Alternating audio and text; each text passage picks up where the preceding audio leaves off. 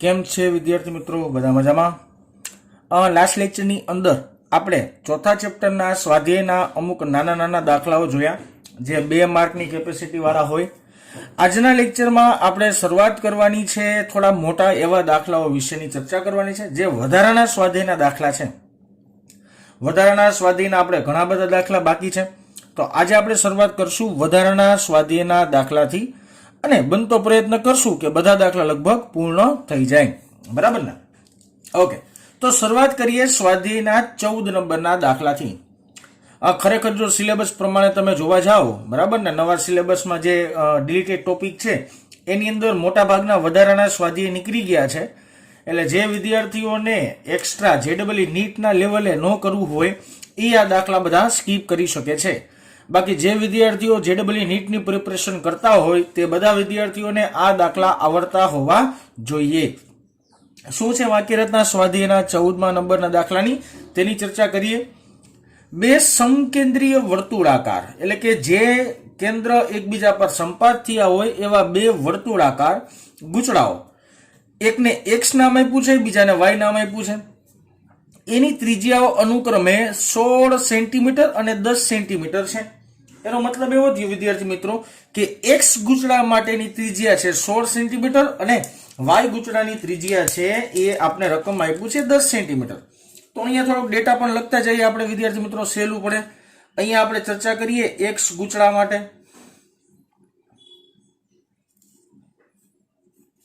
અને અહીંયા બાજુમાં આપણે ચર્ચા કરીએ y ગૂંચળા માટે. ઓકે, x ગૂંચળાની ત્રિજ્યા જેને આપણે r ઓફ x કહેશું, જે રકમ પ્રમાણે આપી છે આપણે 16 સેન્ટીમીટર, અને y ગૂંચળાની ત્રિજ્યા જેને આપણે કહેશું r ઓફ y, જેને આપણે કહેશું 10 સેન્ટીમીટર. આગળ વાક્ય રચના વાંચીએ. જે ઉત્તરથી દક્ષિણ દિશામાં રહેલા એક શિરોલંબ સમતલમાં છે. હવે જો ઉત્તરથી દક્ષિણ કેમ હોય તો આ ઉત્તરથી દક્ષિણ કહેવાય, અને આને કહેવાય પૂર્વથી પશ્ચિમ. આને આપણે શું કહેશું? પૂર્વથી પશ્ચિમ. હવે તમે નિરાતે વિચારો કે આપણું જે સમતલ છે એ આવી રીતના આખું ઊભું છે, બરાબર? એટલે તમારે આ સમતલનું અવલોકન કરવું હોય ને તો અહીંથી ઉપરથી ન કરી શકાય, એનું અવલોકન અહીંયા સાઈડમાંથી આમ કરવું પડે. સમતલ ખરેખર આવી રીતના ઊભું છે, 3 ડાયમેન્શન આકૃતિ છે, બરાબર ને? ગૂંચળા x ને 20 આંટા છે, એટલે કે ગૂંચળા x ની અંદર આંટાની સંખ્યા n ઓફ x બરાબર 20 છે.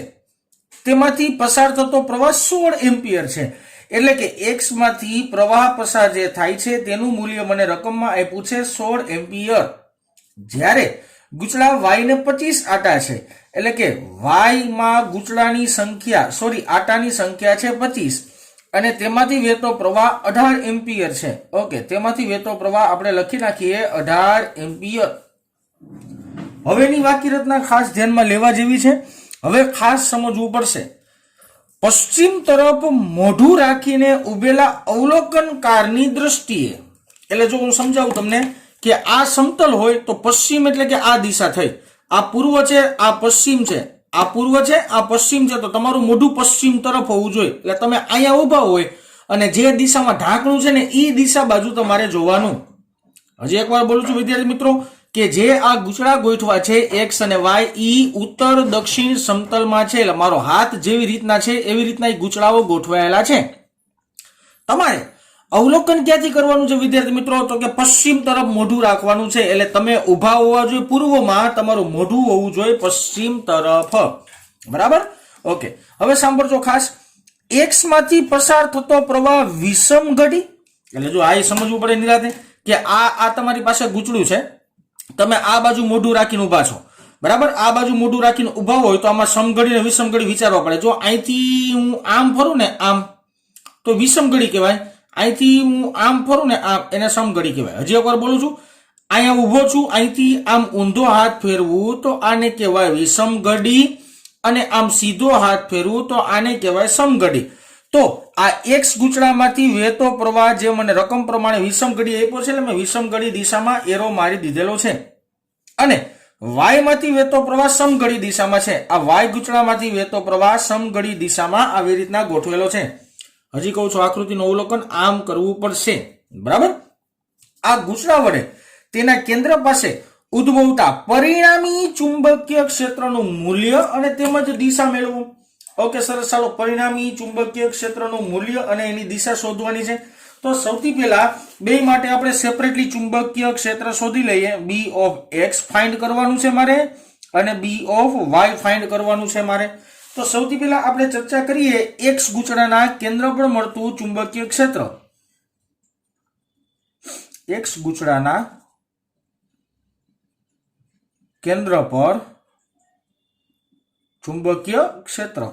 ઓકે, એક્સ ગૂંચળા માટે જ વાત છે ખાલી.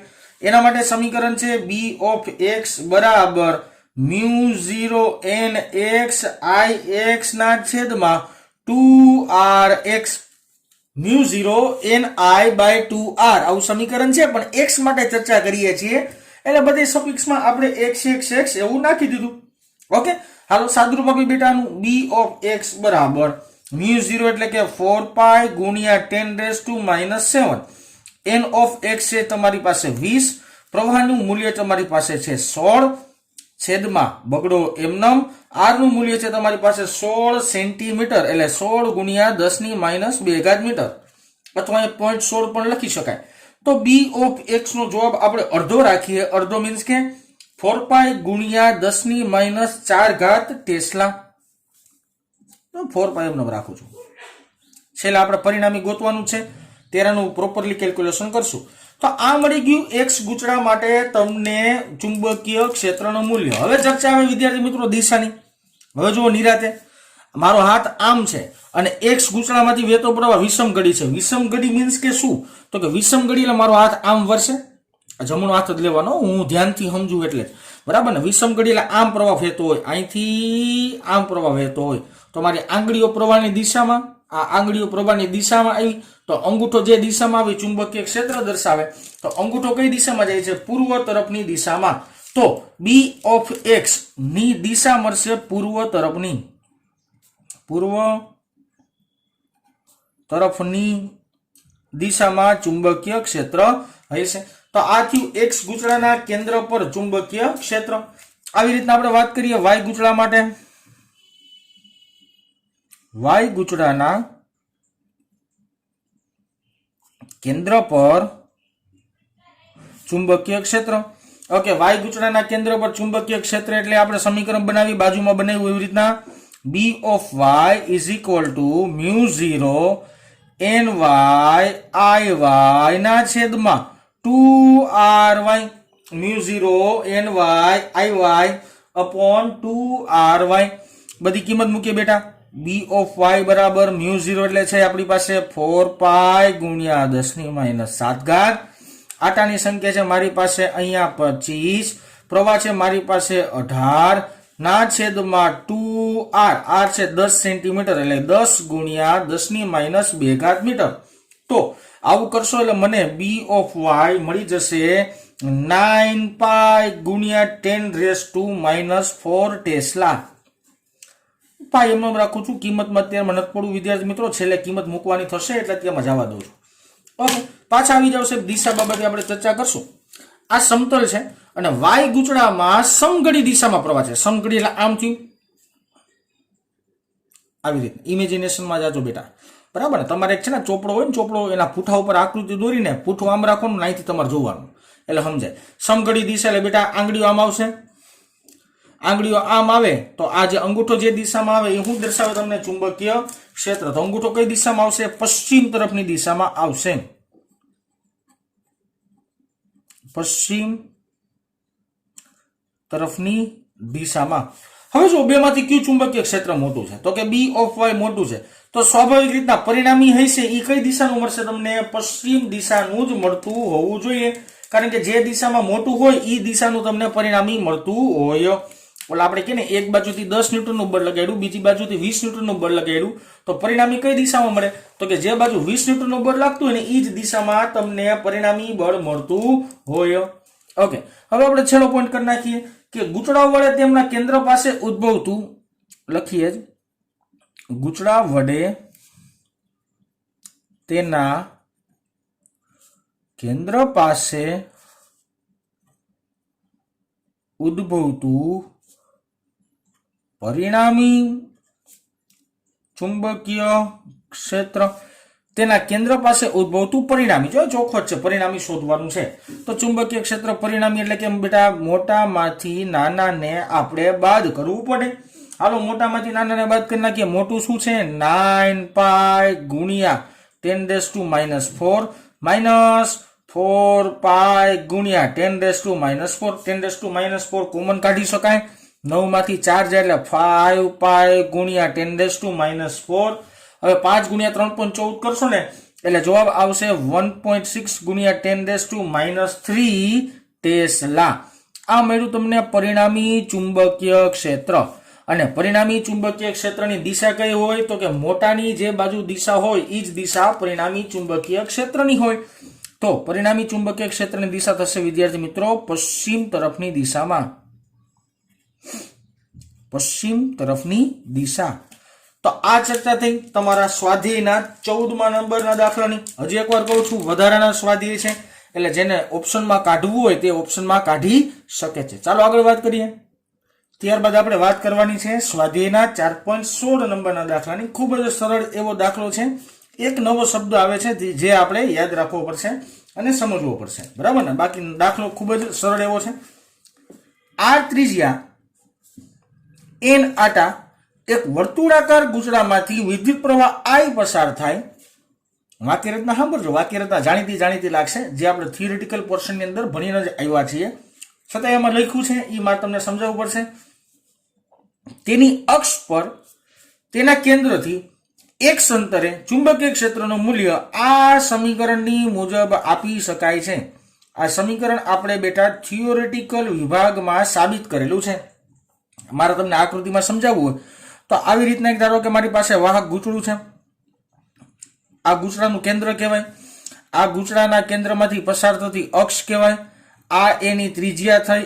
આ ધારો કે n આટાનું બનેલું હોય તો આવી રીતના આપણે એના n આટા પરિકલ્પી શકીએ. આ કેન્દ્રને આપણે O નામ આપી દઈએ. કેન્દ્રથી x અંતરે, અને બીજી એક વાત, આમાંથી I જેટલો પ્રવાહ પણ પસાર થતો હોવો જોઈએ. ઓકે, કેન્દ્રથી x અંતરે રહેલા બિંદુ પાસે ઉદ્ભવતું ચુંબકીય ક્ષેત્ર આ સમીકરણની મદદથી દઈ શકાય. હું એ લખતો નથી પણ સમીકરણ આ દઈ શકાય. આ પેલા પ્રશ્ન નથી, તમને સૂત્ર કહી દીધું દાખલો ગણવા માટે કે દાખલો આ સૂત્રથી ભાઈ તારે ગણવાનો છે, બરાબર ને? સિમ્પલ લોજિક એવું છે, દાખલો ગણવા માટેનું આ સૂત્ર છે. ઓકે, હું સૂત્ર અહીંયા લખી નાખું છું એટલે તમને અહીંયા જોવાની જગ્યાએ તમે અહીંયા જોશો તો વધારે મજા આવશે. બહુ શોર્ટ એન્ડ સ્વીટ હો. આર ત્રિજ્યા, n આટા, I પ્રવાહ અને અક્ષ પર x અંતરે ચુંબકીય ક્ષેત્ર. અક્ષ પર હે બેટા, કેન્દ્ર પર નથી. આટલા અંતર પછી ચુંબકીય ક્ષેત્રનું સૂત્ર B of x એટલે કે x અંતરે ચુંબકીય ક્ષેત્ર μ0 I r² n ના છેદમાં 2 x² + r² એની 3/2. આ સમીકરણની મદદથી આપણે તે જગ્યાએ ચુંબકીય ક્ષેત્ર શોધી શકીએ. ગાંડાની ખબર હોય, બરાબર ને? આગળ વાત કરીએ શું પ્રશ્ન છે. ઈ પ્રશ્ન ખૂબ સહેલો છે, જવાબે ખૂબ સહેલો. જવાબે જો કે તમને પ્રશ્નમાં જ કીધેલો છે એટલે બહુ અઘરો દાખલો નહીં થયા. દર્શાવો કે ગૂંચળાના કેન્દ્ર પાસે સમીકરણ જાણીતા સમીકરણ જેવું બને છે. દેશી ભાષામાં ગૂંચળાના આ ગૂંચળું છે, આ ગૂંચળાના કેન્દ્રએ ચુંબકીય ક્ષેત્ર શોધવું છે. એ પ્રશ્નનો જવાબ ગૂંચળાના કેન્દ્ર પાસે ચુંબકીય ક્ષેત્ર. હવે તમે કોમન સેન્સ વાપરો તો આ x છે ને એ કેન્દ્રથી અક્ષ પરનું અંતર છે. x એટલે શું બેટા? તો કે કેન્દ્રથી અક્ષ પરનું અંતર. તો જો કેન્દ્ર પાસેની વાત હાલતી હોય તો અહીંયા x = આપણે 0 કરી શકાય. કેન્દ્ર ઉપરની જો ચર્ચા બેટા હાલતી હોય તો આપણે એને સિમ્પલી x બરાબર 0 કરી શકાય. તો અહીંયા x ની જગ્યાએ આપણે 0 મૂકવાનું છે ખાલી, બરાબર ને? તો આપણે લખીએ B કેન્દ્ર બરાબર μ0 I r² n ના છેદમાં 2 m 0 નો વર્ગ, પાછો 0 થશે એટલે અહીંયા વર્ગ નથી કરતો, વત્તા આર સ્ક્વેર અને એની 3/2 ઘાત. હવે 0 કાઢ નાખીએ અને આર ને 3/2 ઘાત આપી દઈએ એટલે આર નો ઘન થઈ જાય. બી કેન્દ્ર, હમણાં પાછું બોલું, બી કેન્દ્ર બરાબર μ0 I r સ્ક્વેર n ના છેદમાં 2m નમ, 12 નો 2m નમ. 0 કાઢ નાખો અને r ની 3/2 ઘાત કરો, r સ્ક્વેર ની 3/2 ઘાત કરો, r સ્ક્વેર ની 3/2 ઘાત કરો એટલે r નો ઘન થાય. હવે જો અહીંયા r સ્ક્વેર ને r ઘન, r સ્ક્વેર ને r ઘન એટલે છેદમાં એક r વધે. તો બી કેન્દ્ર બરાબર μ0 in અથવા ni, આપણે જનરલી બોલવામાં ni બોલતા હોય છે, અને છેદમાં આવી જશે 2r. શું આવી જશે? 2r. તો આ મળી ગયું બી કેન્દ્ર માટેનું સૂત્ર. આને અલગ અલગ સ્વરૂપમાં તમારે રજૂ કરવું હોય બેટા તો અલગ અલગ સ્વરૂપમાં રજૂ કરી શકાય. અંશ અને છેદને 2π વડે ગુણો અને 2π વડે ભાગો. અંશ અને છેદને 2π વડે ગુણો અને 2π વડે ભાગો તો આનું નવું સ્વરૂપ પણ મેળવી શકાય. એટલે μ0/4π ટૂંકમાં આવી જાય તમારી પાસે. બરાબર છે? પણ એમાં કઈ ફેર પડતો નથી. એટલે હું મારા જવાબને અહીંયા સુધી રાખું છું. તમે રેફરન્સ બુકની અંદર અમુક રેફરન્સ બુકની અંદર તમે જવાબ એવો જોશો, હું બોલું છું μ0/4π ઇન્ટુ 2π in ના છેદમાં r, 2π in ના છેદમાં r, આવો જવાબ જોશો. પણ એના માટે શું કરવાનું? તમારે અંશ અને છેદને 2π વડે ગુણવાનું અને 2π વડે ભાગવાનું. મને જરૂરિયાત નથી જણાતી એટલે હું આગળ વધતો નથી. બીજો પ્રશ્ન એક સમજવાની દ્રષ્ટિએ ખાલી જોજો, કારણ કે એ શબ્દનો ઉપયોગ આગલા સ્વાધ્યાયના દાખલામાં પણ આવે છે. 23 નંબર કે 22 નંબરના દાખલામાં આઈ થિંક આવે છે. બરાબર ને? ધ્યાનથી જોજો. બે સમાંતર એક અક્ષ પર બે સમાંતર વસ્તુ હોવી જોઈએ, એ એક અક્ષ પર હોવી જોઈએ. આવેલા સમાન ત્રિજ્યા r ના ગૂંચળાઓ વિચારો. જો આ બે સમાંતર અને એક જ અક્ષ ઉપર, એટલે કે બેના કેન્દ્ર એક અક્ષમાંથી પસાર થતા હોય આવી રીતના બે તમારે ગૂંચળા વિચારવાના છે. અને જે બે ગૂંચળાની ત્રિજ્યા કેટલી હોવી જોઈએ બેટા? r હોવી જોઈએ. રકમમાં કીધું છે મેં, જો કે આકૃતિ અહીંયા દોરી છે. r ના ગૂંચળા વિચારો જેમના આટાની સંખ્યા n છે, એટલે બેમાં આટાની સંખ્યા n જેટલી છે, તથા એક સમાન દિશામાં સમાન પ્રવાહ ધરાવે છે. એટલે આમાં વહેતો પ્રવાહ જો મેં આમ ધાર્યો, આમ એટલે તમે વિચારો બેટા સમઘડિયા, આમાં વહેતો પ્રવાહ હું આમ ધારતો હોય તો આમાં વહેતો પ્રવાહ એમ જ ધાર્યો છે. બેમાં વહેતો પ્રવાહ મેં સમાન ધાર્યો છે. તેમની વચ્ચેનું અંતર પણ r છે. હવે જો આ બે ગૂંચળાના કેન્દ્ર વચ્ચેનું અંતર જો r રહેતું હોય તો બે ગૂંચળાને જોડતી રેખાના મધ્યબિંદુ, મધ્યબિંદુનું આપણે નામ આપ્યું છે p. તો આના કેન્દ્રથી આટલું અંતર r/2 થાય, આના કેન્દ્રથી આટલું અંતર r/2 થાય. કન્ફ્યુઝ ન થતા બેટા, ત્રિજ્યા પણ રકમમાં r કીધી છે અને બે ગૂંચળા વચ્ચેનું અંતર પણ તમને r કહેવામાં આવ્યું છે. એટલે કન્ફ્યુઝન અહીંયા ન થાય, ધ્યાન રાખશું આપણે એનું. દર્શાવો કે, એટલે સાબિત કરવાનું છે. દર્શાવો કે બે ગૂંચળાના મધ્યમાં તેમની અક્ષ પર આવેલા બિંદુની આસપાસ r ની સરખામણીમાં નાના અંતર સુધી ચુંબકીય ક્ષેત્ર નિયમિત હશે. એનો મતલબ એવો છે તમારે એવું દર્શાવવાનું છે કે આખી અક્ષને સમતુલ્ય બિંદુ એક p ધારી લઈએ આપણે. આ p માટે નાના અંતર માટે ચુંબકીય ક્ષેત્ર જે આવશે એ નિયમિત હશે. એટલે કે અહીંથી લઈને આમ ચુંબકીય ક્ષેત્ર અને અહીંથી લઈને આમ ચુંબકીય ક્ષેત્ર એ નિયમિત હશે. અને જે લગભગ 0.72 μ0 ni/r વડે આપી શકાય એટલું હોવું જોઈએ. તમને જવાબ એ કહી દીધો છે કે આ જવાબ તમારે મારી મચકોડીને એમ નહીં, સાચી રીતેથી આ જવાબ તમારે સાબિત કરવાનો છે. 0.72 μ0 ni/r વડે દર્શાવી શકાય. આ એક જે બ્લેક કલરની મેં લીટી લખી છે ને એ એક સમજવાનો પ્રયત્ન કરજો. આ શબ્દ આગળ આવશે એટલે અમુક નાના અંતર સુધી, એટલે કે એકબીજા વચ્ચે ખૂબ જ નાનું અંતર હોવું જોઈએ, નિયમિત ચુંબક ક્ષેત્ર ઉત્પન્ન કરી શકાતી આ ગોઠવણને, હવે સાંભળો, હું એક ગૂંચળું છે, આ ગૂંચળાની તદ્દન નજીક, જોજો મારી આકૃતિમાં મારે દૂર દર્શાવવું પડ્યું, પણ ખૂબ જ નજીક, બરાબર ખૂબ જ નજીક બીજું ગૂંચળું ગોઠવવામાં આવે તો આ ગૂંચળાને લીધે અહીંયા ચુંબકીય ક્ષેત્ર અને આ ગૂંચળાને લીધે અહીંયા ચુંબકીય ક્ષેત્ર લગભગ 99.9% હરખું જ રહે. હરખું મીન્સ કે હાવ નજીકનો આંકડો આવે. ધારો કે 2 ટેસ્લા આવતું હોય ને તો ઓનો જવાબ 1.999998 સમથિંગ આવે, એટલે નજીક જ કહેવાય. બરાબર? તો આવી ગોઠવણને હેલ્મહોલ્ટ્ઝ ગૂંચળા કહેવાય છે. આવી ગોઠવણને શું કહેવાય? હેલ્મહોલ્ટ્ઝ ગૂંચળા કહેવામાં આવે છે. ખાસ ધ્યાન રાખશું આપણે. હવે મેં ગૂંચળાને બેને નામ આપ્યા છે. અહીંયા મેં નામ આપ્યું છે, મારે મત અનુસાર x કીધું છે અને અહીંયા મેં y કીધું છે. આગલા દાખલામાં x અને y આવતા હતા ને એટલે મેં x અને y લખી નાખ્યા. તમે કાંઈ પણ લખી શકો, એના માટે એવો કઈ નિયમ નથી. હવે તમને એક વસ્તુ ખબર છે કે જો તમારી પાસે એક વર્તુળાકાર રિંગ હોય જેની ત્રિજ્યા r હોય, તેમાંથી I જેટલો પ્રવાહ પસાર થતો હોય, તેના કેન્દ્રથી કોઈ પણ અંતરે આવેલા બિંદુએ ચુંબકીય ક્ષેત્ર આ સમીકરણની મુજબ આપી શકાય. તો સૌથી પહેલા બી માટેનો આપણે જવાબ મેળવીએ છીએ. સૌથી પહેલા x ગૂંચળા માટે ચર્ચા કરશું આપણે.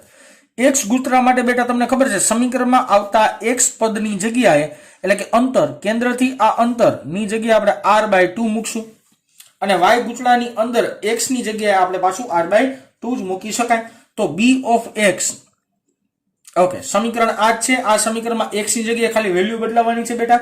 વેલ્યુ કેટલું કરશું આપણે? r/2 કરશું. હાલો શાંતિથી લખીએ. μ0 ir² n ના છેદમાં 2m નમ બ્રેકેટની અંદર x નો સ્ક્વેર છે તો r/2 નો સ્ક્વેર થાય. r/2 નો સ્ક્વેર કરો એટલે r² ના છેદમાં 4 થાય. રેડી? અહીંયા x ની જગ્યાએ તમે r/2 મૂકો છો, પણ x સ્ક્વેર છે તો એની જગ્યાએ r²/4 થાય. વત્તાની નિશાની, r² નો r² એમનમ છે અને આખાની 3/2 ઘાત પણ એમનમ છે. આ સૌથી પહેલું સ્ટેપ થયું. મેં આ સમીકરણમાં x બરાબર r/2 ખાલી મૂકેલું છે. શું કરવા? તો કે અક્ષથી એનું અંતર, p બિંદુનું અંતર r/2 છે એટલા માટે. આનું સાદુરૂપ આપી બેટા. b of x is equal to μ0 I r² n ના છેદમાં 2. હવે આવી રીતના એક કાઉન્સ કરીએ છીએ, ચોકડી ગુણાકાર કરી નાખીએ. ચાલો, r² પ્લસ 4r² ના છેદમાં 4 આખાની 3/2 ઘાત. અહીંયા આપણે કેલ્ક્યુલેશન લઈએ છીએ બેટા.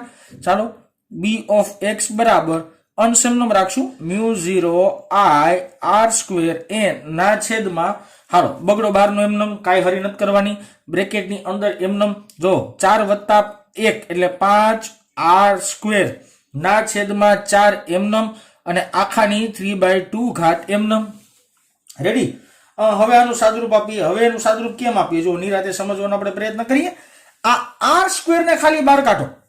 r² ની 3/2 ઘાત કરીને એને બહાર કાઢી લો. r² ની 3/2 ઘાત કરીને બહાર કાઢશો, r નો ઘન બહાર આવશે. b of x બરાબર μ0 I r² n ના છેદમાં બગડો બ્રેકેટની અંદર આપણે ઓનલી ફોર રાખીએ છીએ 5 ના છેદમાં 4 અને એની 3/2 ઘાત r² નો 3/2 ઘાત કરીને બહાર કાઢશો એટલે r નો ઘન આવશે. હવે જો r² ને r નો ઘન એટલે છેદમાં ખાલી એક r વધે. હાલો, છેદમાં એક r વધશે, યાદ રાખશું આપણે. μ0 I r² નીકળી ગયો છે, r ઘનમાંથી એક r વધે છે, એ યાદ રાખવાનું છે. n ના છેદમાં બગડો. હવે જો 3/2 ઘાત એટલે પેલા બેનો ઘન કરવાનો થાય ને. 3/2 ઘાત હોય એટલે પેલાનો ઘન 25 25 25 225. હે, ઓકે, એમ ન હોય. 25 125 એટલે 125 ના છેદમાં 64 આવે અને હવે એની ઘાત થઈ જશે 1/2 અને એક r આપણી પાસે વધે છે. મેં આ કાઉન્સનો પેલા ઘન કર્યો પછીનું વર્ગમૂળ નીકળે. આ તમને ખબર જ હોય 12 માં આવ્યા એટલે 125 ના છેદમાં 64 અને એના 1/2 ઘાત. આનું સાદુરૂપ આગળ વધારીએ. b of x is equal to μ0 I n ના છેદમાં, જો સિમ્પલ, હાવ સિમ્પલ હો, આનું વર્ગમૂળ કરવાનું છે. 64 નું વર્ગમૂળ શું થાય? 8 થાય. 88 64 એટલે અહીંયા થઈ ગયું પેલા તો 2 ના છેદમાં 8. મેં જો 64 નું વર્ગમૂળ કરીને એને 12 લઈ લીધા એટલે 2 ના છેદમાં 8 થયા ગુણ્યા 125 નું વર્ગમૂળ થાય 5√5 5√5. ઓકે, અને r એમનેમ જ છે, r એમનેમ રાખીએ. હવે જો નિરાતે સાદુરૂપ આપવાનું છે મસ્ત મજાનું. b of x is equal to, જો અહીંયા 2 દુ 4 2 દુ 4 4 દુ 8 એટલે અહીંયા થઈ ગયું 1 ના છેદમાં 4. 4 દુ 8 પરથી 1 ના છેદમાં 4, છેદનો છેદ અંશમાં, છેદનો છેદ અંશમાં એટલે 4 μ0 I n ના છેદમાં 5√5 into r આવ્યું. રેડી? હવે જો 4/5 કરી નાખવાનું કેલ્ક્યુલેટરમાં, 4/5 કેલ્ક્યુલેટરમાં કરવાનું એટલે બી ઓફ એક્સ તમને લગભગ હું નિયર અબાઉટ આટલું લખું છું, જે લગભગ હશે 0.36 મ્યુ 0 IN ના છેદમાં r. 4/5 કરજો એટલે જવાબ આવી જશે 0.36 મ્યુ 0 IN ના છેદમાં r. તો આ એક્સ ગૂંચળાને લીધે પી બિંદુએ ઉદ્ભવતું ચુંબકીય ક્ષેત્ર તમને મળ્યું. હવે વાય અહીંથી લઈને આ અંતરે હરખું, આમાં પ્રવાહ હરખો, આટાની સંખ્યા હરખી, ત્રિજ્યા હરખી, બધું હરખું, તો વાય માટે લગભગ જવાબ આ જ આવશે. લગભગ નહીં, આ જ આવે, બરાબર ને? આ તો ખાલી લગભગ બોલો, બાકી ડાયરેક્ટ જવાબ આમ જ કોપી જ મારી લેવાની. એના માટે આખું કેલ્ક્યુલેશન પાછું ન કરાય. લગભગ હશે 0.36 મ્યુ 0 IN ના છેદમાં r. આ મળ્યું બી ઓફ વાય, એટલે કે વાય ગૂંચળાને લીધે પી પાસેનું ચુંબકીય ક્ષેત્ર. હવે પી પાસે મળતું કુલ ચુંબકીય ક્ષેત્ર શોધવું, એટલે બેનો સરવાળો કરવાનો. પી પાસેનું કુલ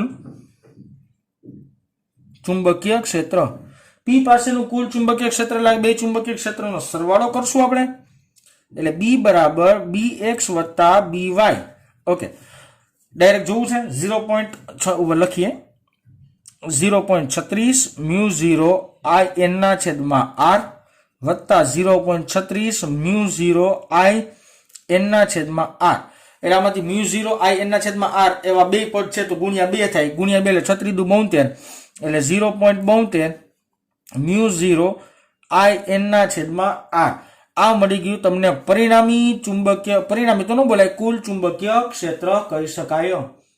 હવે તમે જો પી બિંદુની આસપાસ r ની સરખામણીએ, જો r ખૂબ નાનો હોય તો પી બિંદુની સરખામણીએ r ની આજુબાજુના વિસ્તારમાં આટલું ચુંબકીય ક્ષેત્ર અચળ રહેશે, આટલું ચુંબકીય ક્ષેત્ર બદલાશે નહીં, કારણ કે પી ની આજુબાજુના વિસ્તારની આપણે ચર્ચા કરી રહ્યા છીએ. તો આ થયો દાખલો તમારો સ્વાધ્યાયનો 4.16 નંબરનો દાખલો. ખૂબ જ સહેલો એવો દાખલો છે, સમજવાનો ખાસ. ચાલો ત્યારબાદ આપણે જોવાનો છે સ્વાધ્યાયનો 23 નંબરના દાખલો. હવે તમે હમણાં જોયું કે આપણે છેલ્લે સ્વાધ્યાયનો 16 નંબરનો દાખલો જોયો, 17 નંબરનો દાખલો ટોરોઇડ ઉપરથી છે જે આપણે કરાવી લીધેલો છે, 18મો દાખલો છે થિયોરિટિકલ પોર્શન છે, તમારે વાંચવાનો પ્રયત્ન કરવાનો છે, 19 નંબરનો દાખલો આપણે લાસ્ટ લેક્ચરની અંદર જોઈ ગયા, બરાબર, અને 20 નંબરનો દાખલો આપણે આજે કરશું, બરાબર. 21 નંબરનો દાખલો પણ આપણે જોઈ ગયા છીએ, 22 નંબરનો દાખલો પણ આપણે જોઈ ગયા છીએ. હવે આપણે ડાયરેક્ટ પહોંચ્યા 23 નંબરના દાખલા એ. 20મા નંબરનો દાખલો આજના અથવા નેક્સ્ટ લેક્ચરની અંદર કવર અપ થઈ જશે, બરાબર ને? ઓકે, લાઈનમાં થોડું ચાલવાનો પ્રયત્ન કરીએ છીએ એટલે આપણે ભૂલ ન થાય અને બાકી કયા દાખલા છે ને પ્રોપર આપણે ખબર પડે એટલા માટે. ઓકે, સરસ. તો 23 નંબરનો દાખલો વિદ્યાર્થી મિત્રો સમજવા માટે તમારે 3 ડાયમેન્શન મગજ હાંકવો પડશે. આ દાખલો 2 ડાયમેન્શન ઉપરથી સમજી શકાય નહીં, 3 ડાયમેન્શન સમજવું પડશે. એટલે આની દિશામાં તમે ગોટા કરો એવી સંભાવના 100% છે. એ ન થાય એના માટે હું સમજાવવાનો પ્રયત્ન કરું છું, એટલે વિડીયો 1-2 વાર જાજો જોઈ લેવાનો, એટલે તમને પ્રોબ્લેમ નહીં થાય. વાક્ય રચના શું છે વાંચીએ પહેલા તો. 10 સેન્ટીમીટર ત્રિજ્યાના નળાકાર વિસ્તારમાં એક નળાકાર આપ્યો છે જેની ત્રિજ્યા છે 10 સેન્ટીમીટર. 1.5 ટેસ્લા જેટલું નિયમિત ચુંબકીય ક્ષેત્ર છે. ઓકે, સરસ. નિયમિત ચુંબકીય ક્ષેત્ર 1.5 ટેસ્લા જેટલું પ્રસ્થાપિત થયેલું છે, જેની દિશા અક્ષને સમાંતર પૂર્વથી પશ્ચિમ તરફની છે. એટલે મેં અહીં આકૃતિ દોરી છે, એક નળાકાર દોર્યો છે વિદ્યાર્થી મિત્રો, અને નળાકારની આપણે ત્રિજ્યા વિચારી શકીએ 10 સેન્ટીમીટર છે, અને એમાં 1.5 ટેસ્લા જેટલું અંદરના વિસ્તારમાં, નળાકારના વિસ્તારમાં એટલે કે નળાકારની અંદરના વિસ્તારમાં, બહાર નહીં, નળાકારના વિસ્તારમાં 1.5 ટેસ્લા જેટલું નિયમિત ચુંબકીય ક્ષેત્ર છે. એટલે પૂર્વથી પશ્ચિમ એટલે કે આ દિશામાં ચુંબકીય ક્ષેત્ર પ્રસ્થાપિત થયેલું છે, જેનું મૂલ્ય તમને રકમ પ્રમાણે કીધું છે 1.5 ટેસ્લા. રેડી? આટલી વાત પહેલા તો આગળ વાંચીએ. 7 એમ્પિયરનો વિદ્યુત પ્રવાહ ધારિત એક તાર, જે તાર મેં વિચાર્યો છે, જે તારમાંથી વહેતો પ્રવાહ I બરાબર 7 એમ્પિયરનો છે. એક તાર છે અને એમાંથી વહેતો પ્રવાહ 7 એમ્પિયરનો છે. એક તાર આ વિસ્તારમાં ઉત્તર દક્ષિણ તરફ પસાર થાય છે. હવે જો નિરાતે પહેલા તો ઉત્તર દક્ષિણ કેમ આવે એ વિચારવું પડે. આ છે મારી પાસે પૂર્વ પશ્ચિમ, આ પૂર્વ પશ્ચિમ ઢાંકણાની દિશામાં ચુંબકીય ક્ષેત્ર. હવે ઉત્તર દક્ષિણ કેમ આવે બેટા ખબર તમને? ઉત્તર દક્ષિણ આમ આવે, આમ, આ ઉત્તર દક્ષિણ આવે. તમે નરી આંખે જોતા હો તો તમને આમ લાગે. સાંભળજો મારી વાત આખી. આ પૂર્વ થાય, આ પશ્ચિમ થાય, મારી સામેનું આમ આગળનું, મારી આગળનું આ ઉત્તર થાય અને પાછળનું દક્ષિણ થાય. એટલે તમારે જોવાનું અહીંથી થતું હોય ને, તમે અહીંથી જોતા હોય ને બેટા, તો તમને આ પૂર્વ, આ પશ્ચિમ અને નજરની સામે આવે ઉત્તર ને પાછળ આવે ને એ શું થાય? દક્ષિણ થાય. તો આવી રીતના મેં આકૃતિ દોરેલી છે. એટલે પૂર્વ પશ્ચિમ દિશામાં ચુંબકીય ક્ષેત્ર છે અને ઉત્તર દક્ષિણમાં આવી રીતના એક તાર રાખવામાં આવ્યો છે. રેડી આખી વાત પહેલા તો? ઓકે, સરસ. હજી આગળ નવી એક વાત વિચારીશ તમને, જે વાત તમને સમજાવીશ. આ આખી વાક્ય રચનામાં એક આંકડો મિસિંગ છે, જે તમારી ટેક્સ્ટબુકમાં નથી લખેલો, બરાબર ને, પણ ગણતરીમાં લેવો પડે ખરો. આ જે વિદ્યુત પ્રવાહધારી તારની જે ચર્ચા છે, આ જે વિદ્યુત પ્રવાહધારી તારની ચર્ચા છે, તે તાર માટે તે તારની લંબાઈ અને લખી દઉં છું, તારની લંબાઈ 20 સેન્ટીમીટર છે. આ તમારે રકમની અંદર આટલી વસ્તુ ઉમેરી દેવાની કે તમે જે વિદ્યુત પ્રવાહધારી તારની ચર્ચા કરો છો તે તારની લંબાઈ 20 સેન્ટીમીટર હોવી જોઈએ. ઓકે, હવે તમે નિરાતે વિચારો જી, આ જે નળાકાર છે એની ત્રિજ્યા 10, તો એનો વ્યાસ શું થઈ ગયો? 20 સેન્ટીમીટર નો થઈ ગયો વ્યાસ. સાંભળજો, મારો હાથ છે આટલો ભાગ, આ નળાકારનું મોઢું છે. આ નળાકારનું મોઢું વર્તુળાકાર લાગે તમને આવી રીતના? હા કે ના? હે, હવે જોજો નિરાતે મારી વાત, હું બોલું સમજજો, નકર નહીં સમજાય કાંઈ. આ નળાકારનું મોઢું જો 20 સેન્ટીમીટર વ્યાસ ધરાવતું હોય અને એમાં 20 સેન્ટીમીટર લંબાઈનો તાર આમ રાખવામાં આવે તો આખે આખો તાર હમાઈ જાય. આમ રાખવામાં આવે તો આખે આખો તાર મોઢામાં હમાઈ જાય. આમ રાખવામાં આવે તો આખે આખો તાર હમાઈ જાય. આમ રાખવામાં આવે તો આખે આખો તાર હમાઈ જાય. એનો મતલબ એવો થયો, જો નળાકારના મોઢાનો વ્યાસ, આ વ્યાસ નળાકારનો મોઢું સમજો છે ગોળ હોય, બરાબર ને, નળાકારના મોઢાનો વ્યાસ જો 20 સેન્ટીમીટર હોય અને એ જ વ્યાસમાં તમે 20 સેન્ટીમીટરનો એક તાર મૂકો તો એ આખે આખો તાર નળાકારના મોઢામાં હમાઈ જાય. પછી આમ મૂકો તો ભલે, આમ મૂકો તો ભલે, આમ મૂકો તો ભલે, ગમે એમ મૂકો, એની અંદર કાંઈ ફેર પડશે નહીં. આ એક ખાસ વસ્તુ સમજવાની છે, બરાબર. એટલે આ જે તાર છે એ આખે આખો તાર નળાકારની અંદરના વિસ્તારમાં જ આવી જાય છે, એવું તમારે માનવું પડે ને, એવું જ થાય. ઓકે, એ પ્રશ્ન, તારને આ અક્ષને છેદે, એટલે કે જે તારની અક્ષ હોય એને આ તાર છેદવો જોઈએ. આ જે નળાકાર છે એની આ અક્ષ છે, એ અક્ષને આ તાર છેદવો જોઈએ. તો ગોતવાનું શું છે આપણે જોઈ લઈએ. આ પરિસ્થિતિમાં તાર પર લાગતા બળનું મૂલ્ય અને દિશા ગોતો. ઓકે, સરસ. ચાલો, લાગતા બળનું મૂલ્ય, તાર પર લાગતા બળનું મૂલ્ય. ઓકે બેટા, તાર પર લાગતા બળનું મૂલ્ય આપણે ગોતી લઈએ. સિમ્પલ સૂત્ર છે આપણી પાસે કે ચુંબકીય ક્ષેત્રની અંદર કોઈ તાર રાખવામાં આવે અને પ્રવાહ વાળો તાર હોય તો તેની પર લાગતું બળ IL ક્રોસ B મુજબ દઈ શકાય. અને બીજી એક વાત, મૂલ્ય સ્વરૂપમાં જોઈ લ્યો તો ILB sin θ ના સ્વરૂપમાં દઈ શકાય. હવે જે થીટા છે એ થીટા તો 100% કેટલાનો બનશે? 90 ડિગ્રીનો જ બને, કારણ કે આ જે નળાકાર છે એમાં ચુંબકીય ક્ષેત્ર પૂર્વ પશ્ચિમ છે, તાર ઉત્તર દક્ષિણ છે. તો કોમન સેન્સ, બે એકબીજાને લંબ જ થાય તો ખૂણો 90 નો થઈ ગયો. તો F = ખાલી વધ્યું કેટલું ભાઈ આપણી પાસે?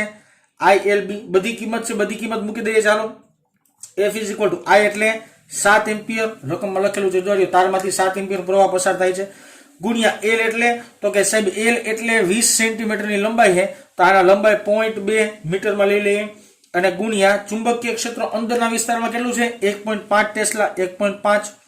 તો F = જવાબ આવશે 2.1 ન્યૂટન જેટલો. તો આ તાર પર લાગતું બળનું મૂલ્ય મળ્યું તમને 2.1 ન્યૂટન. પણ પ્રશ્ન છે સાહેબ કઈ દિશામાં? પ્રશ્ન એવો છે. હવે જો સમજાવું, સિમ્પલ. દિશા શોધવા માટે કાંઈ નથી કરવાનું, IL ક્રોસ B કરવાનું છે. સિમ્પલી તમે જોવા જાવ તો ઓકે, આ છે આપણી પાસે આ છે આપણી પાસે B. જોજો, પૂર્વથી પશ્ચિમ દિશામાં ચુંબકીય ક્ષેત્ર છે, તો આ છે B. હવે પ્રવાહખંડ છે ને એ ઉત્તરથી દક્ષિણ દિશામાં છે, એટલે પ્રવાહ આમ આવે છે. આ તમે પૂર્વથી પશ્ચિમ, આ પૂર્વથી પશ્ચિમ, આ ઉત્તરથી દક્ષિણ, આમ વિચારો છો. બેની પૂંછડી મારે ભેગી કરવી પડે દિશા શોધવા માટે અને તમારે પ્રવાહખંડ આ છે, પ્રવાહખંડ આ છે અને પ્રવાહખંડથી લઈને તમારે ચુંબકીય ક્ષેત્ર બાજુ સ્ક્રૂ ફેરવવું પડે. પણ ખરેખર તમે જો તો તારને તમે આમ રાખ્યો છે, આમ, બરાબર. ખરેખર તારને તમે આમ રાખ્યો હોય તો પ્રવાહખંડ આવે આવી રીતના. 3 ડાયમેન્શન સમજવું પડે. આ પૂર્વથી પશ્ચિમ છે અને આ પ્રવાહખંડ આવ્યો, પૂર્વથી પશ્ચિમ ને પ્રવાહખંડ આવ્યો. હવે પ્રવાહખંડથી તમે ચુંબકીય ક્ષેત્ર ફરો, પ્રવાહખંડથી ચુંબકીય ક્ષેત્ર ફરો એટલે શિરોલંબ નીચેની તરફની દિશા આવશે, શિરોલંબ નીચે તરફની દિશા મળે. એટલે આ બેના સમતલને લંબ નીચે તરફની દિશા મળતી હશે. આ વખતે તમને દિશા મળશે. આમાં દિશામાં કન્ફ્યુઝન શું કરો થશે ખબર તમને? 3 ડાયમેન્શન આકૃતિ વિચારવી પડે. એટલા માટે એક નળાકાર લઈને એક તાર લઈને સામે બેસો ને એટલે ઓટોમેટિકલી સમજાઈ જાય. બાકી આ વસ્તુ ડાયરેક્ટ લાઈટ કરી તમારા માટે અઘરી છે વિડીયો લેવલે. બાકી રૂબરૂ તો આ વસ્તુ સમજાવી શકાય બહુ સહેલાઈથી. આગળ વાત કરીએ છીએ બી પ્રશ્ન. આ એ પ્રશ્નનો જવાબ હતો બેટા. 3 પ્રશ્ન પૂછ્યા છે આપણે. આ બી પ્રશ્નનો જવાબ આપણે અહીંયા મેળવશું. શું કે છે? તારને ઉત્તર દક્ષિણની જગ્યા, એટલે પેલા તાર ઉત્તર દક્ષિણ દિશામાં હતો ની જગ્યાએ ઉત્તર પૂર્વ અને દક્ષિણ પશ્ચિમ દિશામાં ફેરવવામાં આવે છે. હવે નિરાજો બેટા, તાર પેલા ઉત્તર દક્ષિણ દિશામાં હતો, હવે એ તારને ઉત્તર પૂર્વ એટલે કે 45 ડિગ્રીનું કોણાવર્તન દેવાનું. ઉત્તર પૂર્વ અને દક્ષિણ પશ્ચિમમાં ફેરવવામાં આવે છે. એટલે 2 ડાયમેન્શન વિચારો ને તો તમને વધારે સમજાઈ જાય. આ છે ઉત્તર, આ છે દક્ષિણ, આ છે પૂર્વ અને આ છે પશ્ચિમ. તમે સમતલમાં ગતિ ચેપ્ટર ભણ્યા હોય એની અંદર તમને સમજાઈ જાય કે આને કહેવાય ઉત્તર પૂર્વ જે 45 ડિગ્રીનો ખૂણો બનતો હોય, અને આને કહેવાય દક્ષિણ પશ્ચિમ જે પણ શું બનતો હોય બેટા 45 ડિગ્રીનો ખૂણો બનતો હોય. એટલે આ દક્ષિણ પશ્ચિમ ના ઉત્તર પૂર્વ થઈ ગયું. રેડી? તો 45 ડિગ્રી જેટલું કોણાવર્તન કર્યું. પણ તમે જુઓ તારની લંબાઈ તો બદલતી નથી ને, તારની લંબાઈ તો 20 સેન્ટીમીટર જ છે ને, અને જે નળાકાર છે એનો વ્યાસ પણ 20 સેન્ટીમીટર જ છે ને. તો ઇનડાયરેક્ટલી આ આખો તાર નળાકારની અંદર જ રહેશે, એમાં કાંઈ ફેર પડશે નહીં. તો લાગતું બળ F is equal two IL cross B. હાલો બધી કિંમત મૂકી દે બેટા. IL B sin theta.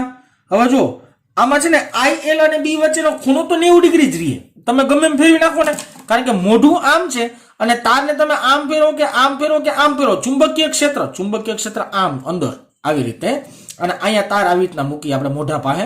હવે તારને તમે ગમે એમ ફેરવો, એ ચુંબકીય ક્ષેત્ર સાથે પ્રવાહખંડ 90 નો જ ખૂણો બનાવે. એટલે અહીંયા બનતો ખૂણો તો ટીલ ધી એન્ડ 90 જ રહી, એમાં કઈ ફેર પડશે નહીં. કિંમત મૂકી દઈએ આપણે પાછી બધી. F is equal two IL B બચશે મારી પાસે, એના સિવાય કઈ બચાવ નથી થવાનો. Okay, F is equal two આ એટલે આપણી પાસે કિંમત છે 7 ગુણ્યા 0.2 ગુણ્યા 1.5. તમે કેલ્ક્યુલેશન કરશો એટલે પાછો જવાબ બાજુમાં આવ્યો એમ જ.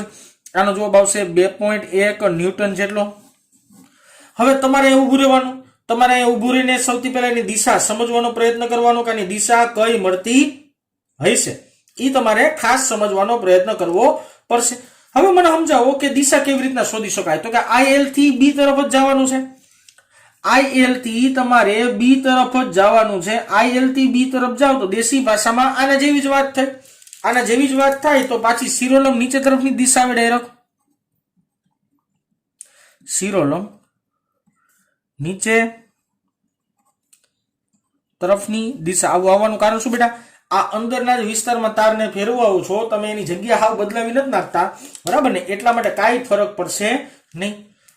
ત્રીજો પ્રશ્ન જે છે ને એ થોડોક ઇન્ટરેસ્ટિંગ જાજો છે, એ થોડોક વિચિત્ર કહી શકાય, પણ વિચિત્ર નથી, ઇન્ટરેસ્ટિંગ છે. હવે જો ઉત્તર દક્ષિણ દિશામાં રહેલા તારને, એટલે પેલા તો આખી આકૃતિ સમજો. હું નળાકારને ઉપરથી જોતો ને, નળાકારને આમ જોઉં તો મને આખો નળાકાર દેખાય આવી રીતના.